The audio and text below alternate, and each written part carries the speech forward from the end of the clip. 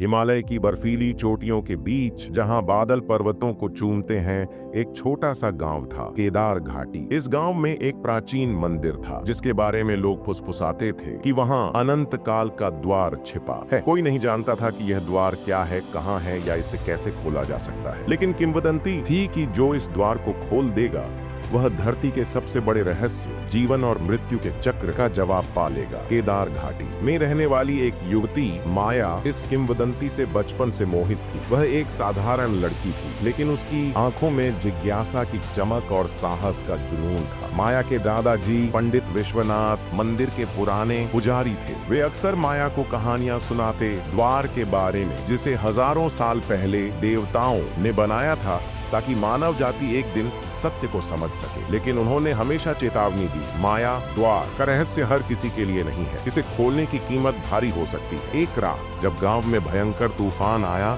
माया को सपना आया। एक चमकता हुआ आलोक उसे मंदिर की ओर बुला रहा था। उसकी आवाज गूंज रही थी, माया समय आ गया है, द्वार तुम्हारा इंतजार कर रहा है। माया की नींद टूटी और उसका दिल जोर जोर से धड़क रहा था। उसने फैसला किया कि वह इस रहस्य को सुलझाएगी, चाहे कुछ भी हो जाए। अगली सुबह माया ने अपने दादाजी से सपने की बात बताई। विश्वनाथ का चेहरा गंभीर हो गया। उन्होंने एक प्राचीन ताम्रपत्र निकाला जिस पर संस्कृत में कुछ श्लोक लिखे थे। यह द्वार का नक्शा है, उन्होंने कहा, लेकिन इसे पढ़ने के लिए तुम्हें 3 पहेलियां सुलझानी होंगी और याद रखना, गलत कदम तुम्हें हमेशा के लिए खो देगा। माया ने ताम्रपत्र लिया और मंदिर की ओर चल पड़ी। मंदिर के गर्भगृह में शिवलिंग के पीछे एक गुप्त द्वार था। उसने ताम्रपत्र पर लिखे श्लोक पढ़े। पहली पहेली थी, जो न कभी शुरू होता है न कभी खत्म, वह क्या है? माया ने गहरी सांस ली और सोचा। उसका मन समय, जीवन और अनंतता के इर्द गिर्द घूमा। अचानक उसे जवाब मिला, ईश्वर। उसने शिवलिंग पर जल चढ़ाया और AUM का जाप किया। गुप्त द्वार खुल गया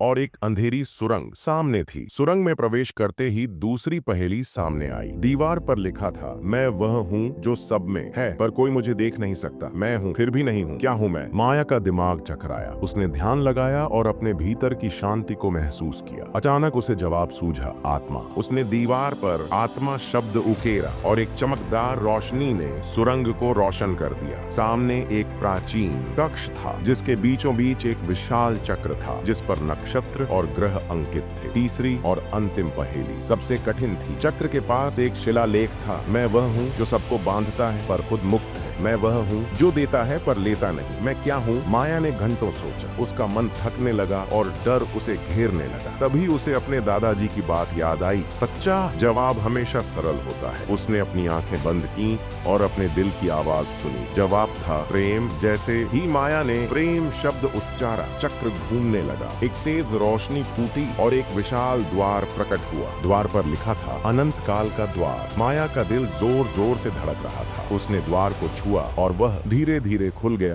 द्वार के दूसरी ओर एक अनंत आकाश था जिसमें तारे, ग्रह और आकाश गंगाएं नाच रही थीं। एक गहरी आवाज गूंजी, माया, तुमने धरती का सबसे बड़ा रहस्य खोज लिया। जीवन और मृत्यु एक चक्र है जो प्रेम, आत्मा और ईश्वर से बंधा है, लेकिन यह ज्ञान तुम्हारे लिए है।